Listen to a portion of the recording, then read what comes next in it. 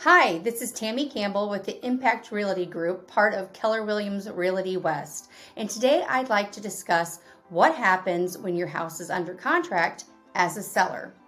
As a buyer, you have certain obligations. As a seller, you too will have obligations. However, you are going to wait and see what happens with the buyer.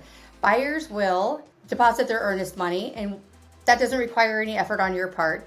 But the next thing that you will have to do is prepare your home for an inspection. And when you prepare your home for an inspection, you're going to have to move some things out of the way so the inspector can see the basement walls, can get into the attic, can have access to plumbing and all of the machinery in your house, like your furnace, your air conditioner, water heater, all those type of things. Then you're also going to have to leave for that inspection. That inspection can take anywhere from 2 to 4 hours, just depending on how big the home is. During that time, they'll do inspections and leave the home. When you come back, hopefully, it's always good to check and make sure that nothing was left unplugged. There are rare occasions when inspector might unplug a refrigerator or freezer. However, not very often. Anyway, after that inspection, the buyers are going to come to you and they're going to want to negotiate some repairs. Based on what they're requesting, we have an opportunity to evaluate what the request is and whether or not it's reasonable. Most sellers will not replace things that are not broken just because they're older, and I support that. However, we get to decide case by case what it is we might want to repair, or the alternative would be to give them a credit towards their closing costs and they can repair those themselves. Once that negotiation is complete, the next thing that happens is the appraiser will come in. Now, when an appraiser's at your home, you usually don't have to leave. Most people want to leave.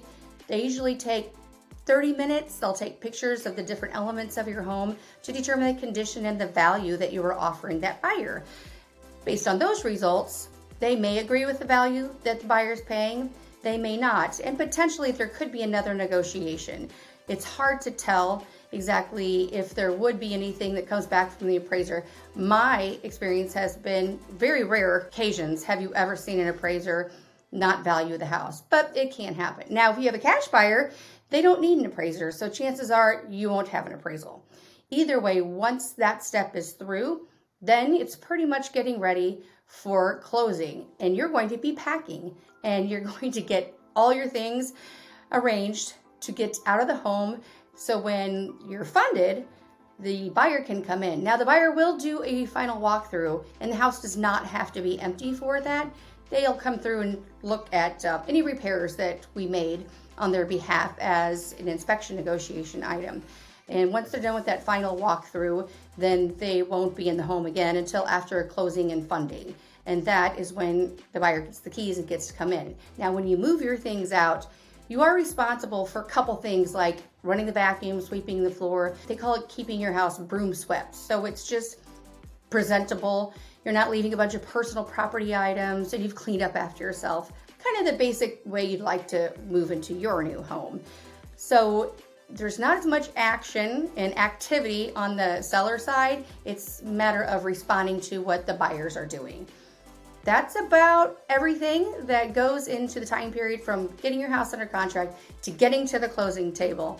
Tammy Campbell with Impakt Realty Group, part of Keller Williams Realty West. If you need help getting your house under contract, give me a call.